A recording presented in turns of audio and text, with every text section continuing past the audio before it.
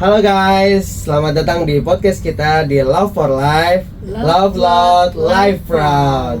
Ya, jadi disclaimer buat teman-teman yang baru lihat atau dengar podcast sekarang kita ini. Jadi podcast Love for Life ini podcast yang dibuat sama mahasiswa sastra Inggris dari Unisma. Ya, jadi podcast Love for Life ini bertemakan tentang lifestyle. Ya, kehidupan sehari-hari khususnya mahasiswa-mahasiswa ya, Gen Z gitu. Jadi ya relatable lah pastinya sama kalian gitu. Di hari yang cerah mendung ini, jangan lupa kita terus bersyukur dan tetap ikhtiar menjadi lebih baik karena yang terbaik belum tentu hari ini. Oke guys, hari ini kalian ditemenin sama gue Dini dan gue Dika yang akan meramaikan podcast hari ini. Dan gak hanya kita juga ngundang satu tamu ya, berasal dari mahasiswa ilmu komunikasi yang kebetulan kemarin dia dapat juara di pemilihan mahasiswa berprestasi gitu. Kita sambut Arafa. Halo semuanya, salam kenal, nama gue Arafa, mahasiswa aktif semester 4 ilmu komunikasi Unisma. Sekarang juga tergabung sebagai anggota aktif himpunan mahasiswa ilmu komunikasi di Unisma. Terima kasih atas undangannya, terima kasih banyak. Arfa, gue mau tahu kayak gimana sih lo cara manage waktunya lo? Jawabannya pasti template banget gak sih, tentuin dulu mana yang lebih penting, mana yang deadline-nya lebih dekat gitu kan. Tapi sejujurnya kalau gue tipenya apa ya, toxic productivity kali ya. Jadi kayak ada waktu kosong nih, bukannya dipakai istirahat, gue masukin deh kegiatan apa ya yang harus gue ikutin, apa yang harus gue lakuin biar kayak nggak ngerasa sia-sia gitu. Ya gitu sih. Berarti lu sebenarnya tipikal yang emang mau orangnya produktif banget atau emang terpaksa sebenarnya? Awalnya terpaksa, terus produktif kali ya. Soalnya for your information aja nih buat podcasternya atau buat nanti listenernya, itu gue itu gap year. Gue tuh harusnya di angkatan 2020. Berarti sekarang berarti lahir tahun 2002. Yes. Wah. Makanya dari itu gue merasa karena dalam hal masuk kuliah gue udah ketinggalan kan, dan soalnya gue harus make up lah dengan kegiatan yang lain gitu. Mungkin gue harus kerja keras 2 kali lipat dibanding yang lain gitu, biar nggak ketinggalan. Ya gitu sih. ya, dengar kamu habis dapat beasiswa lewat pemilihan Mapres ya. Itu gimana hasilnya? Mau koreksi sebentar kali ya. Boleh ya, jadi sebenarnya Mapres itu kan mahasiswa berprestasi. Itu adanya di tingkat universitas ya. Di situ itu gak dapat beasiswa Kak, sayangnya. Jadi kayak ajang jatuhnya buat ya kalau menang alhamdulillah buat isi portofolio gitu-gitu ya. Tapi nggak ada benefit lain gitu yang diberikan dari pihak kampus. Jadi literally cuma lomba aja kali ya, buat naikin nama juga gitu ya. Buat ya pengalaman atau dan yang lainnya gitu. Kalau berbentuk materi gitu ada gak kayak hasilnya? Kalau materi itu maksudnya uang kali ya? Ya mungkin uang atau hadiah ya. Hadiah. Iya. Kalau itu pasti ada sih ya. Kalau gue kemarin kan juara 3 tingkat universitas. Itu dapat Rp500.000 dan tidak dipotong apapun dari universitas. Wah, kayaknya Mapres ini pusing gak sih, maksudnya kayak persiapannya? Sejujurnya pusing karena kurang info kali ya, karena sosialisasinya tuh kurang gitu. Paling kita tuh dapat info dari selebaran atau dari dari chat prodi atau kaprodi gitu loh, di grup chat gitu. Kayak selebaran itu ada yang mau ikut gak gitu-gitu. Jadi kalau memang tertarik harus kita yang reach out duluan ke kaprodi, kayak Bu saya mau ikut ini dong, kira-kira gimana ya. Nah, pribadi gue adalah gue itu ikut ke Mapres, daftar itu 1 minggu sebelum ditutup pendaftarannya. Jadi real 1 minggu reach out ke kaprodi gue kan, ke kaprodi ilmu komunikasi Bu Winda.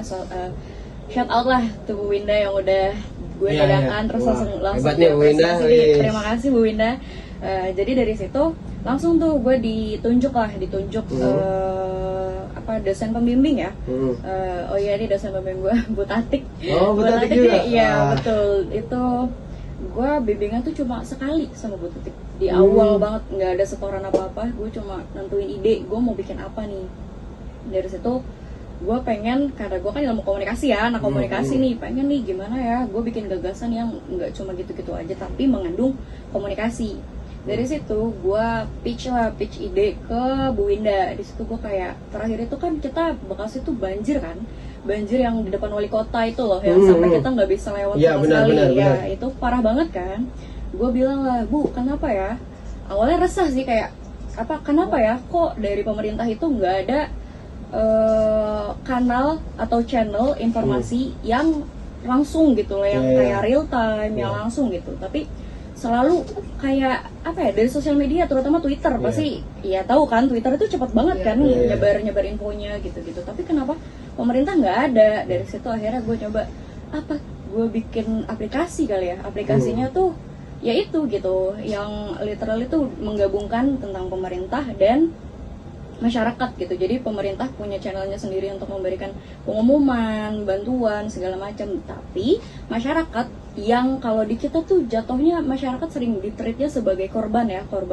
Nah kalau di ide ini gue pengennya masyarakat jadi personil bantuan juga. Jadi mereka jadi agen informationnya, mereka yang memberikan informasi kayak sekedar nge-tweet aja ibaratnya kayak jangan lewat sini banjir. Akhirnya oh iya berarti nggak usah lewat sini gitu.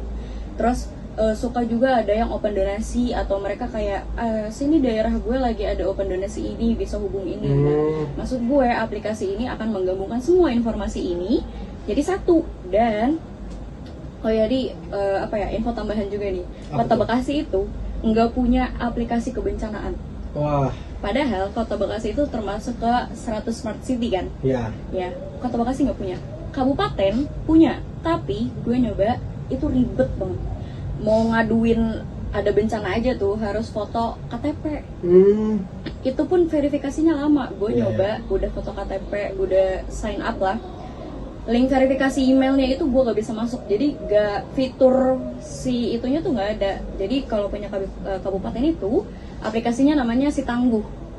Nah gue pitch ide namanya Betana, Bekasi Tanggap Bencana. Yang lo buat ini? Yes, gue buat dari awal, dari gue ngoding dasarnya lah. Lo ngoding sendiri itu? Yes, gue ngoding otodidak. Tapi sebenarnya sih awalnya karena kalau di ilmu komunikasi kan diajarin ya, ada nama mata kuliahnya tuh base lah, coding web gitu, web dasar. Terus gue nyoba, coba aja lah. Toh pasti bisa lah gitu. Masa gue ide doang tapi nggak bisa ngerencanain gitu, nggak ngerealisasiin gitu. Makanya gue seminggu itu gue cuma bikin ngerjar itu sih kayak gagasan tertulis. Terus 2 hari sebelum presentasi ide gue itu coding webnya. Oke, Fa, buat yang kedua nih. Oke, kamu kan kuliah sambil kerja ya. Yes. Gimana cara kamu bagi waktu belajar sama kamu kerja? Gini sih, kalau di kuliah ya udah urusannya kuliah, mau di WA ada meeting, ada ini, di tag ini itu, nggak peduli karena di lingkupnya kuliah. Kalau bukan urusan kuliah nggak bakal gue respon, meskipun nanti di kantor gue diomelin gitu-gitu, nggak peduli. Gue udah ngasih batasan sama orang kantor. Kalau gue di kantor urusan kantor. Kalau gue di kampus ya kalau gue lihat respon ya udah, namanya mahasiswa kan urusannya banyak gitu. Benar. Jadinya gitu. Kebalikannya, gue kan ketua kelas di semester 4 di salah satu kelas itu. Jadi kalau gue udah di kantor, urusan kelas mereka ngechat, nge-tag, ya gue balasnya pas gue free di kerjaan. Oh ya, kira-kira kan kesibukan kamu yang bisa ngebagi waktu ini, gimana soal hubungan pertemanan kamu atau mungkin asmara kamu gitu? Punya pacar lah, punya pacar. Punya. Udah diem banget. Jangan terlalu jauh nih, takutnya nanti dia denger jadi terlalu gitu. Ya kalau asmara lancar-lancar aja sih, karena emang tipenya nggak suka asmara sama orang dalam, maksudnya sama anak kampus gitu, nggak terlalu suka. Terus kalau pertemanan alhamdulillah lancar banget karena kayak pertemanan sesama kelasnya jalan gitu. Terus bahkan dipercayain jadi ketua kelas. Terus di dalam himpunannya juga jalan, alhamdulillah banyak cutting yang nge-welcome nih gitu, kayak ngasih ilmu baru. Bahkan mereka juga nggak malu buat nanya ke gue juga gitu, kayak gimana sih menurut kalian. Jadi ya udah gitu, meskipun beda tingkat, tapi kalau udah ilmu, udah pelajaran ya udah sama rata guys. Nah tapi kalau di kantor nih, maksudnya selain profesional bekerja, lu punya teman gak sih di kantor? Kalau di kantor sayangnya emang umurnya jauh beda ya. Oh, ya, bapak-bapak gitu ya? Iya, enggak apa, kalaupun memang ada ya berapa ya, mungkin 30-an, 27 ke atas lah gitu. Oke. Emang bisa sih ngobrol, nongkrong, tapi kan obrolannya nggak bakal nyambung, Iya, gitu-gitu beda kan. Iya, mereka fokusnya beda gitu. Tapi alhamdulillahnya lancar-lancar aja sih selama ini. Cuma ya gitu, emang strictly kerjaan gitu. Kalau yang terlalu personal tuh jarang. By the way, lu penasaran gak sih Din, dia kerja apa Din? Iya, kepo banget. Iya. Apa tuh kalau boleh tahu? Apa ya? Berarti instansinya nggak usah disebut kan? Gak perlu, ya. mungkin divisinya. Jabatannya aja kali Iya. ya. Kalau sekarang itu admin payroll. Admin payroll itu kayak lo misalnya Bang Nika punya perusahaan nih. Oke. Terus butuh jasa gue nya tuh apa? Bayar gaji karyawan, bayar lemburan karyawan, bayarin BPJS ketenagakerjaan karyawan, atau kalau misalnya ada pekerja yang kecelakaan kerja, gue yang ngurus dari awal, dari nganterin ke rumah sakit, cairin BPJS ketenagakerjaannya, kesehatannya, kayak gitu-gitu. Finance ya berarti masuknya ya? Iya, kalau disebut sih admin payroll sih. Ya, tapi iya betul, keuangan lah. Oke, kamu pernah gak sih ngerasa kayak gue produktif banget nih, kayaknya gue kurang istirahat deh. Sering banget sekarang. Yemikom itu, boleh promosi dikit gak nih? Gas. Boleh. Jadi besok Kamis 19 Juni itu ada Himikom, itu ada acara puncak Komkarte. Nah di Komkarte itu gue sekretaris itu kan banyak banget ya surat dari sebelum, saat, sampai selesai acara itu kan. Ya itu, jadi gue kayak aduh, gue banyak banget nih, gue harus kerjaan kan harus diselesain mau nggak mau, karena pasti gue ada izin nih 2 hari ini sama besok, otomatis buat nge-make up kerjaan hari ini gue harus lembur kemarin malam. Sedangkan kemarin itu gue selesai kelas jam 4:30 sore, jadi gue di kantor sampai jam 12 atau 1:30. Berarti dari kampus langsung ke Iya langsung ya, hujan-hujanan kemarin, hujan kan ya, itulah. Aduh, itu di situ pas lagi kehujanan di jalan kayak anjir, gue kayak terlalu produktif ngejar apaan, anjir ini dunia gitu kan, harus dikejar, tapi ya udah. Tapi keren sih itu. Ya thank you lah kalau emang dianggap keren ya. Ini pertanyaan unik mungkin, Fah. Kita bawa santai aja, enjoy aja ya. Mungkin dari tadi listener juga udah tegang banget nontonnya ya. Buat pertanyaan yang selanjutnya, kalau misalkan lu bisa nambah waktu ekstra 1 jam dalam 1 hari, apa yang bakal lu lakuin? Santai sih, sumpah santai. Gue pengen nonton. Maksudnya tipe anaknya nonton series, gimana sih nonton Netflix? Drakor? Iya, drakor, anime apa beda gue tonton. Gitu sih, tapi kalau realistik sih, kalau misalnya gue beneran dapat 1 jam lebih, ya pasti gue pakai buat udah hal produktif, ngapain gitu ya. Kalau lu ngapain, Din? Kalau misalkan ekstra 1 jam dalam sehari? Ya udah, istirahat, drakoran. Iya, lu siang juga tidur, perasaan istirahat terus jadinya. Itu kalau kata gue warung Madura 25 jam jadinya tuh. Itu mah dia tutup sampai akhir kiamat. Iya kan, setengah hari aja katanya gitu. Nggak mau tutup itu dia. Oke, me time di cafe berkedok tugas estetik atau nugas di kamar sambil mikirin cicilan motor? Nugas di kamar sambil mikirin cicilan pernikahan sih Bu. Motor udah aman sih. Motor udah nggak dicicil sih. Iya. Why? Kenapa? Iya, pernikahan tuh kan nggak mungkin murah gak sih? Iya, Semurah-murahnya lu intimate wedding ya, kan tetap aja tamu lu harus dikasih makan kan. Ya iya, butuh duit dong. Maksudnya lu lebih prefer itu daripada lu nongkrong, kan kayak mahasiswa sekarang kan pada nongkrong cantik ya. Iya, benar. Enggak sih, gue tipenya gue di rumah gue lebih fokus kalau gue ngerjain sendirian. Iya, soalnya ada juga kan orang yang sambil nugas tuh nyemil gitu kan. Gue nggak bisa, bahkan nggak bisa gue. Nugas bener-bener fokus. Iya, fokus. Paling mentok minum. Itu pun minumnya nggak manis, maksudnya air putih gitu.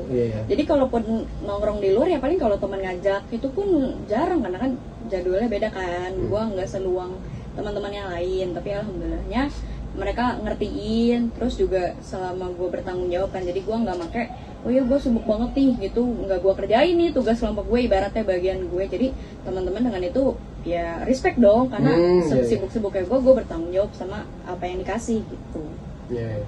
Berarti lu bukan tipikal yang mahasiswa dikit-dikit, ayo kafe ayo Iya itu, gitu ya. aduh nggak duitnya buat cicilan kawin aja dia bilang. Tapi menurut lu gimana buat mahasiswa yang kayak gitu, dikit-dikit ke kafe ngerjain tugas? Apa ya, nggak ada masalah sih kalau buat gue kan orang beda-beda kan, mungkin ya. mereka butuhnya Mungkin jenuh Iya. ya gitu. Kalau misalkan disuruh milih antara kerja sama kuliah, kuliah karena terakhir mama itu sebelum Sakratul Maut ya, itu tuh ngomongin kalau misalnya datang wisuda gue mau pakai apa, batik hijau. Jadi kalau emang harus pilih salah satu kuliah, nah ya itu gitu. meskipun kerja duitnya pasti. Hasilin duit ya, dan kuliah ngabisin duit ya, tetap kuliah sih gue.